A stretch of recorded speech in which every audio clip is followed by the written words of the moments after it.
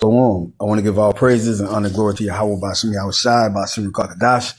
Double honors to my apostles and elders of great millstone. Salutations to the 144,130 lat of the nation of Israel. And your brother Kabash from the GMS Atlanta camp, and I'm here with the whole faith to find lesson through the spirit of Yahweh Bashim Yahweh Shai, Bashim Kakadash. And in this lesson, I'm going to get into how these other nations cannot be included in the covenant. This supersessionism theology or this replacement theology that Esau, the so-called white man, and the rest of these hypocritical nations outside of the nation of Israel, which consists of us so-called Negroes, Latinos, and Native American Indians, there's no such thing as replacement theology, which this whole world loves to believe. Oh, everybody can become a follower of the Messiah, which the word Christian just means a follower of the anointed one. Who is the anointed one? The only begotten son, which is Yahweh Shai, and his name in the Hebrew is Yahweh Shai. That's who we follow. The rest of the world doesn't follow Yahweh Shai. They follow after their own hearts, after the gods of this world. So I have a little history or an account going into even secular history proves that these other nations was always against us, man. Now this is Babylon, which is the modern day name. Salakia got kind of tongue twist, but the modern day name for Babylon today is Iraq, and we know what happened in Iraq. You know, the Lord been flooding Iraq with bombs and having a shadow of death over Iraq. And it's been cursed ever since Babylon had captive or held captive Israel. But the point in this lesson I want to touch on is how these other nations are far from being a friend to Israel, and let alone superseding Israel out of their blessing. It says right here in 597 BC, for its continued support of Egypt, Nebuchadnezzar invades and occupies Jerusalem with the help of Ammon. Ammon is spoken about in Psalms 83, which is one of the enemies that King David mentioned about that was in tumult against Israel. So Ammon, which is the Japanese today, Ammon and Moab, born of Lot, and they had offsprings and whatnot. While you see North Korea and South Korea, North Korea allied with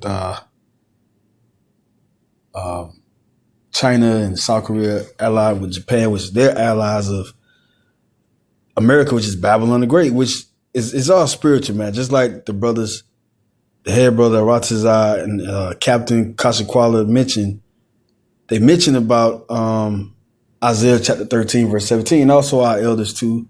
But they recently just did a video on it, a lesson on it this year, going into how Russia is taking the place of the Medes. Because the actual Medes is not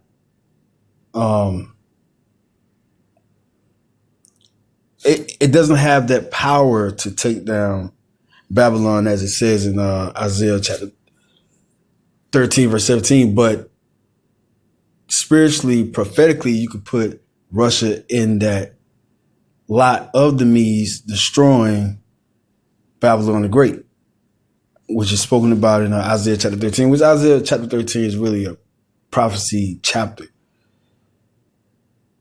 But I just want to mention that because it makes sense. Like, damn, so Japan, being Ammon, they always was in league with Babylon. And the modern day Babylon now is aside of Iraq being the actual original Babylon, you have spiritual Babylon the Great. Revelation chapter 18, which that's talking about America. And it says, with the help of Ammon, showing no hesitation in stripping the city of its treasures. Remember all the treasures they were given Israel in the time of King Solomon. Solomon became the most wisest and wealthiest man ever to live, even up until this time. And he wasn't alone, of course, but he was a wise king. And it was no wars in his time. No wars. And everybody paid tribute without any schism. It says the Judeans are made vassals under Babylonia, and then 1,000 subjects are shipped to Babylon, including the ruling elite. Moab apparently takes advantage of Judah's fall. See the dogs, they come to lick the sores, like the parable of Yahushua talking about the rich man and Lazarus. The same thing, man. Now in these modern day times, these Chinese and Japanese people got restaurants and laundromats in us Israelites' neighborhoods. You know, so they doing the same thing like they did back then, man, taking advantage of Israel when we're down. But the Lord already have these nations to remember. So I just want to shed a little history on that, which the word history right here goes into, history goes to relation of incidents, true or false, which this was a true incident, from Old French, histora, story, chronicle, history, historia, narrative of past events, accounts, tales, stories, from Greek historia, a learning or knowing by inquiring. Knowledge, historical account, record, narrative, be witness or expert, giving testimony. It's like give testimony, recount, find out, search, inquire. So this is our history. Oh, Job 8:8. Inquire, I pray thee, of thy forefathers. And that's what this lesson is going into. Now, right here it says in Psalms chapter 83, verse 1. And this was way before Babylon, ancient Babylon came and conquered Israel along with its allies, such as Moab and Ammon. It says a song or songs of Asaph, or Salakia, the Levite Asaph. This is what we're talking about. Because, you know, we normally say, yeah, the book of Psalms, King David wrote it, so Salakia, but it does have certain key persons in the book of Psalms that wrote certain particular chapters too. So right here, the Levite, because Asaph is a Levite, a song or songs of Asaph. Keep not thou silence, O power. Hold not thy peace and be not still, O Yahweh. For lo, thy enemies make a tumult, and they that hate thee have lifted up the head. And they have, man. Starting with that golden head and that statue that King Nebuchadnezzar dreamed about in Daniel chapter 2.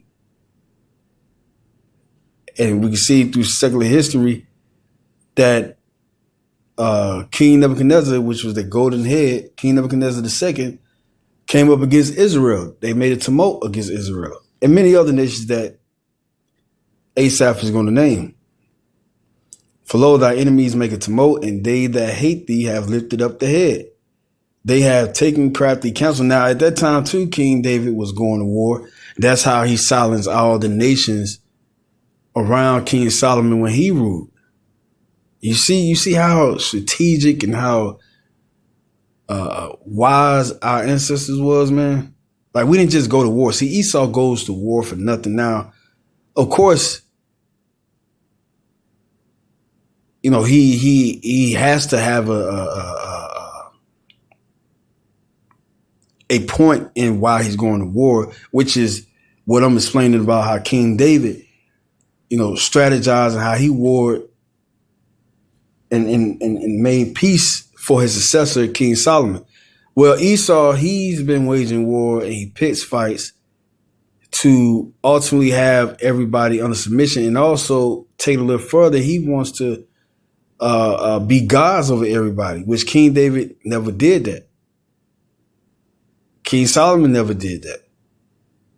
And the world was in peace. It wasn't even no other war heard about in the time of King Solomon, besides these other nations not going against him, but also amongst each other. So it goes to show you that Esau, the so-called white man, is a wicked ruler, man. Proverbs 29 goes to that. So right here it says, they have taken crafty counsel against thy people and consulted against thy hidden ones.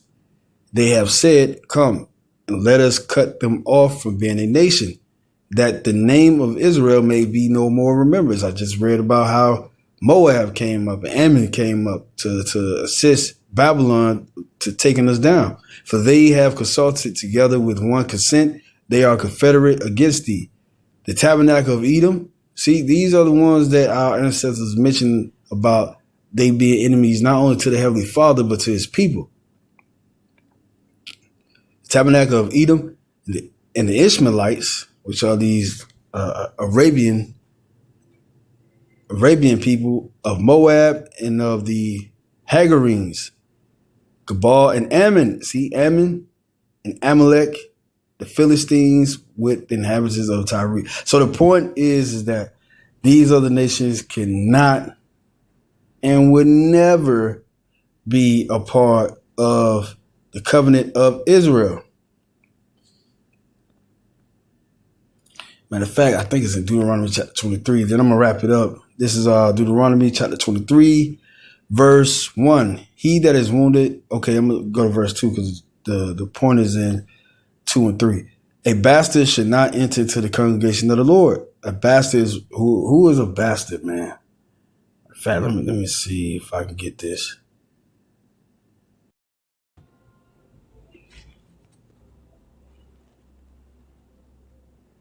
This is Psalms 83, and the word bastard is it's like it. Not Psalms 83. Damn, Deuteronomy 23.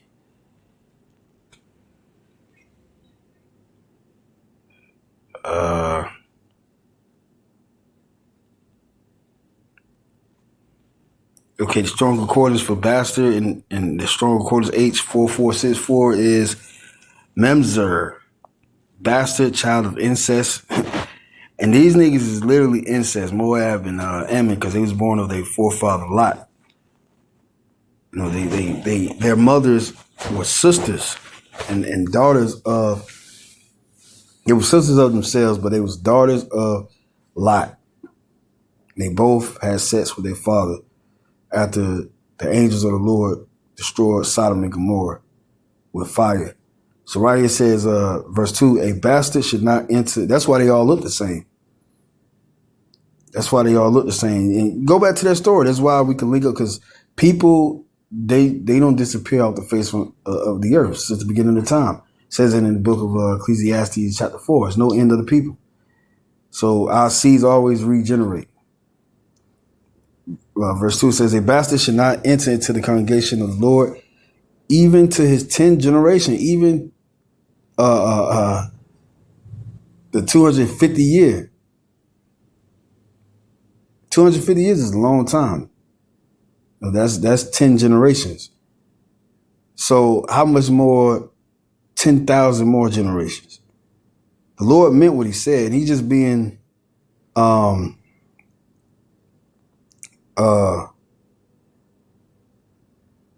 like he expounded on it on the point more when he says, even to the 10th generation shall he not enter into the congregation of the Lord. An Ammonite or a Moabite shall not enter into the congregation of the Lord. Even to their 10th generation shall they not enter into the congregation of the Lord forever. A mispopulation, alienated, Because they now right here says that is born of a Jew father and a heathen mother. No, it's vice versa, man. Whoever don't have a father of the 12 tribes of Israel is a bastard. It don't matter if your mother is a Hebrew Israelite. All that matters is that your father is a Hebrew Israelite of the 12 tribes of Israel. And if he's not, then you're a bastard. Just like the Egyptian kid got stoned to death when Israel exiled out of Egypt. The Egyptian kid blasphemed the Heavenly Father name, and the Lord caught wind of it and told the elders to take him out, to kill him, and they did. Goes to show you that the Lord is extremely right when he says this. So you just joining hand in hand with the world, man. You better get up out of that slumber, or no, just stay there, because like it says in Revelation chapter 22, I think around the 10th verse, he that is unjust, let him be unjust still. So you jakes, man, y'all ain't got no excuses, no cloak for your sin, because the answer is out, man. You know, these other nations are our enemies, and not only secular history proves it, but future tense too, man. The present tense and also the future tense, man. These damn heathens, they are not our people, man. Yeah, so I was like Revelation chapter 22, verse 11 says that he that is just, let him be just still. So that's all I had on this particular lesson. I just want to dive into a little bit of history, going into secular history. Even history outside of the Bible proves that the Bible is facts, man. So right here, Job chapter 8, verse 8, it says, "For inquire, I pray thee, of the former age, and prepare thyself to search of their fathers." So inquiry we just went through, that's another term for history, meaning. And also right here it says Romans chapter 15, verse 4. "For whatsoever things were written aforetime were written for our learning." Yahushua and all the prophets, if you read the storylines, they operated off the ancient writings of these scriptures, the true doctrine, not the book of Quran, not the book of Mormons, not the Watchtower. No, it was the scriptures for our learning, that we, through patience and comfort of the scriptures, might have hope. So this is our hope. This is enlightenment. We know our purpose. We know where we're going. We know where we have been. So with that, I'm going to say shalom.